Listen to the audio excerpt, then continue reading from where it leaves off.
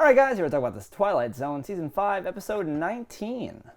So, this episode has a very generic premise, but something about how it's filmed was super creepy, I thought. Really? Something about that old lady and how many lines are in her face and, her at night. So the idea of this is a woman's getting phone calls in the middle of the night. When she answers it, there's grumbled noises or nothing or some bullshit. Yeah, and it builds throughout the episodes. Worse, yeah. It starts to form words, it starts to be whatever, and we go off into this. I came in here this episode sucks. So it's not that the episode's good. It's not a good episode. There's just the first part is pretty creepy, and it let my mind wander into what I thought was going to be good things. I liked the old lady, so I was going to call that out and be her performance and her stuff. I was like, damn, and all that stuff. But the whole episode, this is one of my least favorite episodes. You have to think about all the hidden horrors in this episode. So just imagine being this old lady, being a person that is crippled. She has a broken spine, she can't walk and shit. Okay, yeah, she's in a wheelchair or whatever. She's trapped in the 50s when there's nothing to do. There's no fun at all in the 50s. She can hear the dial tone on the phone because there's nothing to take away from that. Yeah. She doesn't have a TV. Because the world is so pure. She probably has a radio, but it's not listening to it. There's nothing, just the absence of anything. And this is I liked her when she says, I'm alone, that is as alone as you can be. I liked her putting the pillow on the thing to try to stop the noise. Yeah, it was fabric, whatever. Her whole thing. It's the telltale heart. It's the thing is terrorizing her or whatever. But that started to get I was starting to wade into my thoughts on the episode. I was okay, what could this it person be? Is in the middle of nowhere. There's no one will believe them because they're old and frail. There's some crazy shit happening. They're not really paying attention to life around them because they're old. And I'm as you see this voice start and then start to mimic her sound. I'm it's learning. It's an alien. It's an alien. It's Doctor Who. It's learning our language through this language. Then it's gonna start to mimic and do it. And I'm no, okay. And then it turned out to be something dumb where it's just a phone cord or a phone wire falls on the grave of, coincidentally, her ex-fiance. It looks like the phone wire's going, it's patched into the grave almost. It's coiled around, it looks like it's going, and he's hello, I'm in a grave, I'm talking to you. Oh, God. But then it gets even worse in the sense that he's you told me to go away! Yeah. And then stops talking to her forever. Here are my notes. They finally talk, and he's no, you told me to leave you alone earlier, and I'm sticking to it, bitch.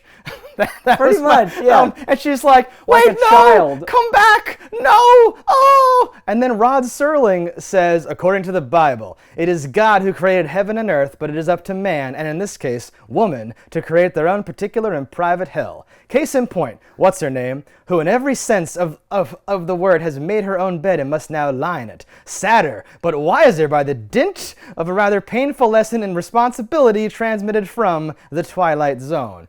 What does that mean? So if you ever get crank calls, you should interrogate them because it might be your loved one.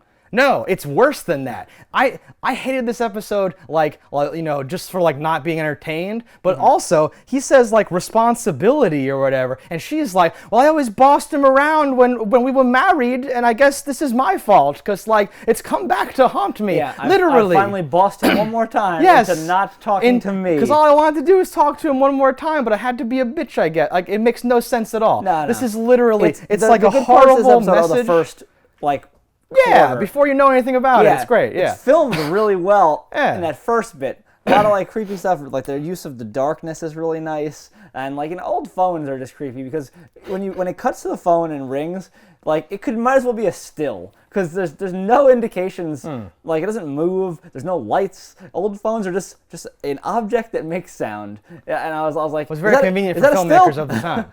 Yes. Yeah, it was I don't know, I didn't hate this episode as much as you. It clearly ended really poorly in every way. But I thought that first half, I was like, all right, this creepy bitch, what's going on? You got some stuff? No, it had potential. If it had been a totally different episode, it would have been great. Sure. But yes, it's the 1-2 punch of me not getting the same normal good stuff from it, and then their attempt, sometimes we make fun of Rod Serling for oh, you just paper over it, you're and just look to the skies, or some weird, or you're dude, what are you trying to do to make this into a Twilight thing. Felt like a Twilight Zone, though. It wasn't a good one, but at least it was like, oh, the twist was she was talking to the grave. It had this thing of like, be careful about what you do, but like to your point, like there's two options. One is like, make sure it's not your dead husband before you ask like them to leave you alone, or this even grimmer, weird, 50s, 60s thing of like, don't be you'll end up alone and scared every night if you boss your husband around. He won't even come back once he's dead. Like this, I'm like, what the hell is that? That's so dumb.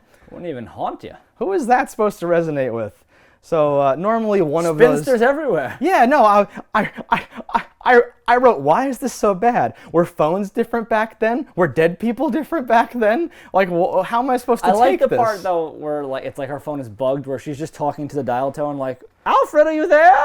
And he's like, you told me to like, it didn't even ring. She just talks and he's just listening. Oh, is that? Yeah, I don't know. I was like, that's kind of interesting. I like that. That's like the J. Edgar Hoover thing, like talking to the bugs on the tap. I really loved the whole like escalation of it, where she's like, the strangest thing happened last night, and then it keeps escalating. Leave me alone, and all that stuff. Like all that was great. It was just in service of this like ridiculous thing where I can't grasp it narratively or like literally. I'm just like, there's no way I can come at this and be like, okay, but at least they did this or whatever. It's just No, not a gem. But there's other episodes where like they don't end like a Twilight Zone and they don't have any part in the beginning that I like. So like this is better than those. Yeah. So I don't count this as like a 0. It's just a dud.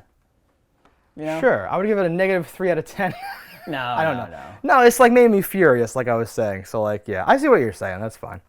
Because there are other. I think if we could range find your furiosity in real time and then gauge it appropriately, I think you'd find that you've been a lot more furious other times. So like, maybe those were a -10. This is not the worst episode I've ever seen, because other ones are, and like, you're right.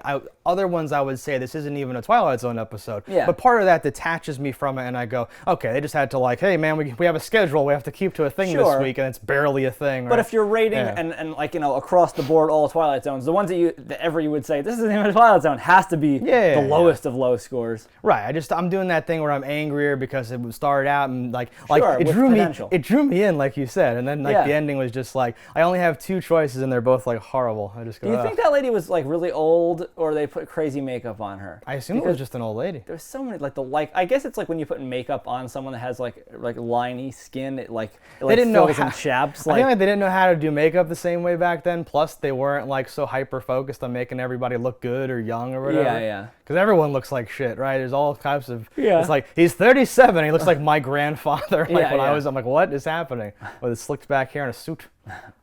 Anyway, that's kind of. Would you put this near the bottom though? Where are you putting? It wasn't this a great in, like, episode. Your pantheon here. Like, so how many episodes do you think this is? Like, this is like the 90th Twilight Zone episode or something? There's like 30 something a season, and we're on the fourth. So more than that.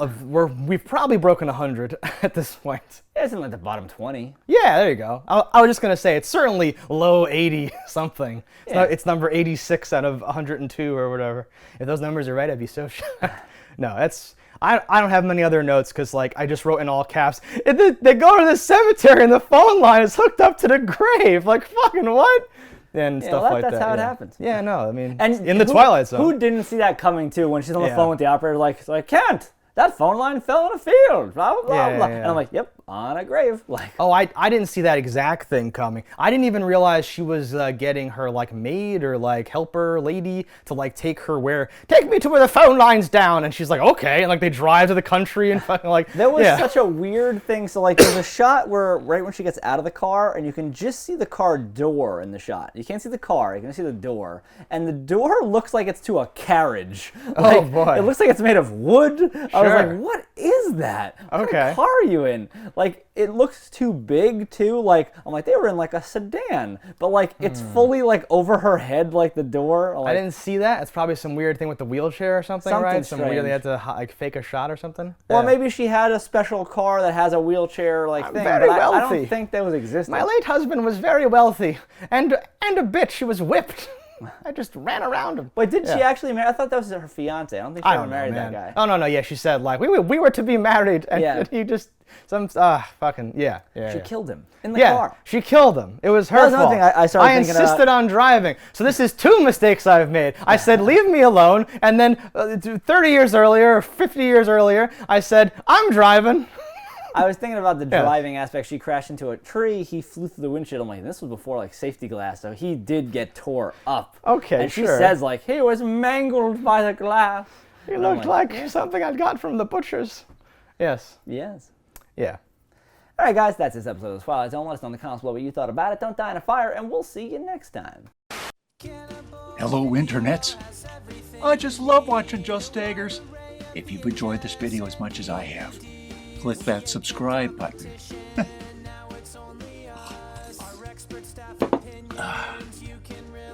Peace out, homies.